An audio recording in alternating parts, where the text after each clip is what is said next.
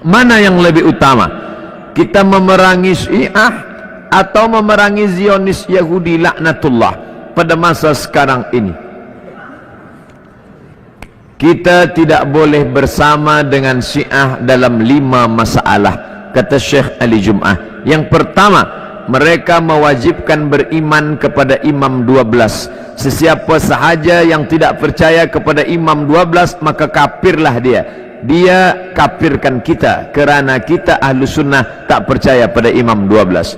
2, mereka berkata selepas Nabi meninggal dunia maka yang layak menggantikannya adalah Ali. Maka sesiapa saja yang merampas kuasa Ali maka kafirlah dia. Atas sebab inilah mereka mengkafirkan Abu Bakar, Umar, Utsman dan sahabat. Mereka kafirkan sahabat kecuali 3. Siapa dia? Miqdad bin Aswad, Abu Dzar Al-Ghifari dan Salman Al-Farisi. Lain daripada itu kafir. Maka perhatikan, bila ada ustaz mengkafirkan sahabat Nabi, ini ciri daripada sifat Syiah. La tusalli khalfa rafidhi, jangan engkau salat di belakang Syiah Rafidah. Datang sahabat Imam Syafi'i bertanya, kata Syafi'i, jangan kau salat bila imamnya Syiah Rafidah, jangan kau salat di belakangnya. Sifhum lana, beri kami ciri sifat dia supaya kami tahu bahawa dia Syiah Rafidah. Man qala inna Aba Bakrin wa Umar laisa biimamaini fahuwa rafidhi, sesiapa sahaja yang menyebut bahawa Abu Bakar dan Umar tak layak menjadi khalifah kerana merampas Ali, maka dia adalah Syiah Rafidhi. Imam Syafi'i berkata demikian. Yang ketiga, mereka berkata bahawa Al-Quran itu adalah yang dibuat-buat oleh Abu Bakar, Umar dan Utsman, bersekongkol membuat Quran. Mereka buang nama-nama Ali dalam Al-Quran. Sesungguhnya kami punya mushaf namanya Mushaf Fatimah yang sedang dipegang Imam Al-Qaim, tebalnya 3 kali lipat daripada yang ada di tangan kamu, dan nanti Imam Al-Qaim datang. Bila mereka tidak percaya kepada Quran yang sekarang, mengapa mereka tetap memegang Quran yang ada sekarang? Itu pun mereka bahaskan. Sementara Quran yang asli datang, maka bacalah yang palsu ini dulu. 4, mereka mengatakan Allah tak tahu apa yang terjadi di masa akan datang. Itulah namanya akidah bada. Bada yabdu, bada yabdu, tidak tahu. Maka muncul nasakh, nasikh, mansuh kerana Allah tak tahu apa yang akan terjadi di masa akan datang. Maka akidah ini batil kerana menisbatkan kejahilan kepada Allah Subhanahu wa taala. Yang kelima, mereka bertaqiyah. Taqiyah, bila banyak ahlu sunnah kita tanya, awak ahlu sunnah ke Syiah? Dia akan berkata, aku ahlu sunnah. Bila banyak orang bermazhab Syafi'i, dia akan berkata, aku mazhab Syafi'i. Tapi sebenarnya batin di dalamnya adalah Syiah. Maka ini taqiyah. Maka mereka mengkafirkan kita. Mana yang lebih berbahaya, Yahudi kah atau Syiah? Fahami sendiri. Yahudi jelas dia Yahudi, tapi ini dalam zahirnya memusuhi, mengkafirkan, dan batinnya mengkafirkan, tapi zahirnya menampakkan diri sebagai Muslim. Padahal dalam hatinya halal darah kita, dia benci kita. Jangankan kita, Abu Bakar dan Umar pun dia bacakan selepas solat subuh doa laknat sonamai Quraisy. Allahumma al'an sonamai Quraisy wa taghutaihima wa jibtaihima. Laknatlah 2 berhala Quraisy, Abu Bakar dan Umar. Dalam kitab mereka katakan Abu Bakar laknatullah alaih. Kalau Abu Bakar laknatullah alaih, apalagi Abdus Somad. Orang yang menolak sunnah Nabi SAW, orang Syiah tidak mengikuti sunnah Nabi SAW. Mana ada orang Syiah mengikuti sunnah Nabi? Syiah artinya pengikut Ali, gitu kan? Saya sangat yakin secara pribadi, teman-teman kita semoga Allah berikan hidayah yang Syiah di Indonesia tidak faham Syiah itu apa. Kebanyakan mereka tidak tahu itu Syiah. Kalau mereka tahu Syiah, mereka ke Iran dan mereka pelajari benar-benar, itu mereka tidak mau jadi orang Syiah. Saya punya teman-teman, waktu saya di Jakarta ini ada orang-orang asli dari sana, ya, orang-orang Arab dari Irak dan dari Iran asli dari sana, dan mereka memang Syiah dasarnya. Pernah duduk sama saya bersama-sama. Jadi mereka itu heran dengan Syiah di Indonesia. Bahasa mereka itu, ini Syiah di Indonesia, ini Syiah dari mana, dia bilang. Kalau yang kami tahunya memang Ali itu Nabi, bahasanya begitu, sampai terang-terangan. Yang kami tahu itu Ali itu Nabi. Mereka berkeyakinan kalau Syiah yang sebenarnya, itu adalah mereka berkeyakinan kalau guntur, kalau petir, kalau apa itu tuh cambuknya Ali, suaranya Ali lagi marah. Memang begitu. Dan hampir semua Syiah sepakat, Al-Quran itu, kalau saya katakan semuanya sepakat, Quran kita ini kurang. Dan mereka punya lafaz-lafaz ayat-ayat Al-Quran yang dimasukkan namanya Ali di situ, yang tidak pernah ada dalam Al-Quran, tidak pernah turun. Allah mengatakan dalam Al-Quran, inna nazzalna dzikra wa inna lahu lahafidhun, kami turunkan Quran dan kami akan menjaganya. Mereka tidak mengatakan tidak ada 19 juz yang tersembunyi. Tapi kalau anda bergabung sama orang-orang Syiah dan mengatakan bahwasanya saya saya melihat Syiah itu begini, katanya Quran kurang, dia bilang tidak. Umumnya karena mereka masih menggunakan sistem taqiyah. Coba lihat apa yang terjadi pada saat Syiah sudah mulai berkuasa. Anda harus faham ya, orang-orang Syiah menganggap anda semua ini ahli sunnah kafir, dalangnya halal. Mau lihat buktinya? Apa yang mereka lakukan di Irak? Mereka menggantung Saddam, membunuh umat Islam ribuan di Irak. Semua yang berpaham Sunni dihancurin, dibunuh, dan bukan cuma dibunuh, masjidnya dirusak. Coba kita balik kasusnya. Adakah orang Sunni yang membakar masjidnya orang Syiah? Adakah orang Sunni yang memukul orang Syiah? Gak pernah. Kecuali kalau dia diserang ya, gak pernah. Tetangga di Madinah itu, saya tahu 7 tahun saya tinggal di Madinah, ada penduduk asli Madinah yang orang-orang Syiah, gak pernah digangguin tuh. Sama pemerintah Saudi dikasih warga negara, dikasih fasilitas, coba didakwai. Tapi kalau orang Syiah berbeda. Kapan mereka berkuasa pastikan darah antum halal? Emang sudah begitu. Di Irak itu bukti. Di Syria itu 225.000 orang Sunni dibunuh karena mereka anggap itu ibadah. Ini bukan main-main ini, gitu kan? Bukan main-main. Dan mereka pada saat melihat di dua negara ini berhasil di Irak. Irak sekarang itu cuma kedoknya namanya Irak, tapi dia sudah bagian dari Iran. Ya, sudah bagian dari Iran. Kemudian mereka berhasil lagi di Syria. Sampai sekarang Bashar belum berhasil dikalahkan oleh pasukan mujahidin di sana. Mereka masuk lagi ke Yaman. Yaman itu sudah mendekati, sudah masuk ke Jazirah Arab. Pada saat mereka masuk ke Yaman, mereka melakukan hal yang sama. Mereka sebarkan isu, subhanallah, di Indonesia hari-hari sekarang ini mereka lakukan hal yang sama. Apa yang mereka lakukan? Lemparin isu ke pemerintah Yaman waktu itu, kalau orang-orang yang berfaham Sunni ini teroris, fahamnya radikal, keras, dan seterusnya. Seperti itu. Lalu pemerintahnya buat apa? Bersama-sama dengan kelompok Syiah ini untuk menyerang ahli sunnah. Itu yang terjadi. Pemerintahnya nggak sadar, gitu kan? Pemerintahnya nggak sadar. Setelah orang-orang Sunni, dai-dainya banyak yang ditangkapi, gitu kan? Apa yang terjadi? Pasukannya orang-orang Syiah menguasai pemerintahan dan akhirnya menguasai pemerintahan itu. Itu yang terjadi. Baru berapa hari berkuasa sudah dipasang pelang-pelangnya Khomeini, sudah pakai simbol-simbol Syiah semuanya, halal darahnya ahli sunnah. Ini pemahaman Islam dari mana ini? Pemahaman dari Islam dari mana membunuh seorang muslim? Nggak mungkin, gitu kan?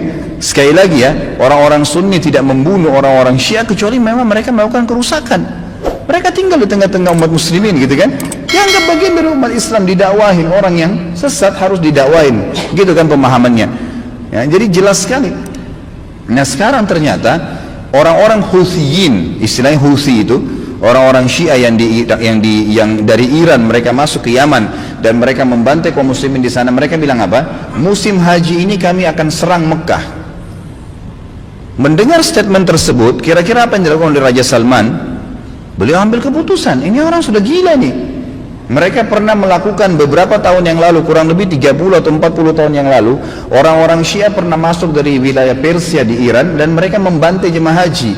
Sampai dikatakan pada saat itu darah ya di daerah Ka'bah itu sampai ke betis. Mereka anggap halal ahli sunnah itu. Jadi ini berbahaya. Pemahaman dari mana ini? Islam dari mana ini? Gitu kan?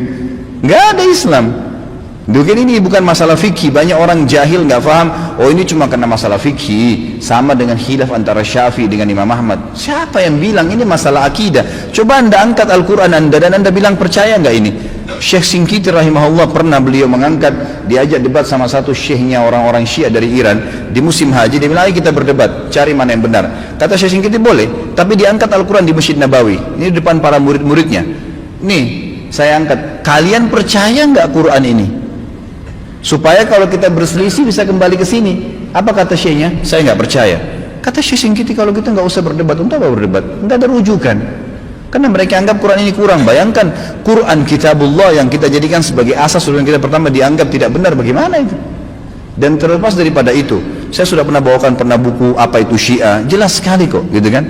Jelas sekali Syiah itu siapa? Dibentuk oleh Abdullah bin Sabah, orang Yahudi, dan bukan dari kaum muslimin. Orang-orang yang memukul-mukul dirinya sampai berdarah-darah dengan alasan mengatakan Husain. Siapa di antara ahli sunnah yang mengkafirkan Ali bin Abi Thalib radhiyallahu anhu? Ada? Gak ada. Kita mengatakan Ali radhiyallahu anhu sahabat Nabi yang mulia. Semua orang ahli sunnah mencintai Ali karena kita faham hadis Nabi SAW tentang siapa yang mencintai Ali berarti bagian daripada iman, gitu kan? Jelas. Insya Allah nanti di tablik akbar yang ke depan, yang keempat nanti setelah kita bahas yang lalu kita akan bahas Ali bin Abi Thalib. Anda akan banyak dengar tentang bagaimana kedudukan ahli sunnah dalam menghadapi Ali radhiyallahu anhu, menilai Ali. Ali sahabat Nabi yang mulia. Sedangkan yang terjadi antara Ali sama Aisyah saja di perang Jamal, perang Unta, yang terjadi di perang Siffin dengan Muawiyah, tetap ahli sunnah mengatakan Ali dalam keadaan benar dan terjadi fitnah di antara mereka, gitu kan?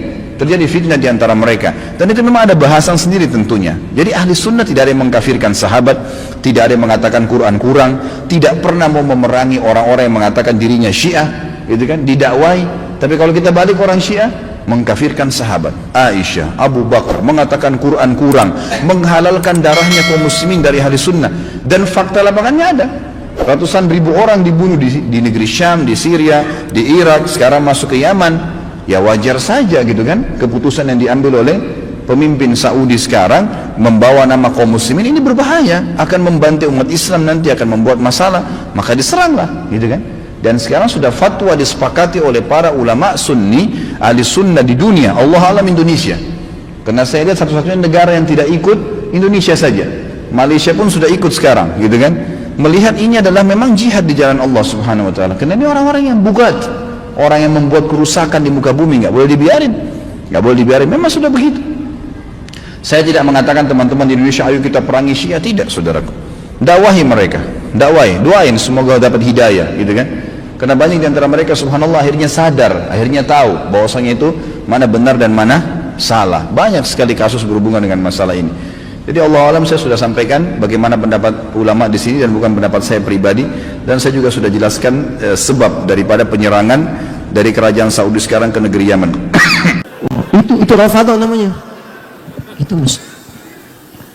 Oh begitu ditolak, orangnya namanya Rafid. Jamaknya Rafidiyun. Kenapa disebut dengan Rafidiyun? Karena mereka menolak keabsahan Khalifah Abu Bakar, Umar dengan Utsman. Tolak oleh mereka, nggak benar. Karena mereka menolak semua riwayat yang datang dari klan-klan ini. Hadisnya salah, ininya salah, keyakinannya salah. Mereka punya klan sendiri. Maka kata Syekh Hashim, lihat, yasbuna sayyidana Abu Bakrin radhiyallahu ta'ala anhu wa Umar bin Khattab radhiyallahu ta'ala anhu. Mereka kerjaannya seringkali mencela Abu Bakar dan Umar khususnya. Cela habis. Cela, semua yang salah.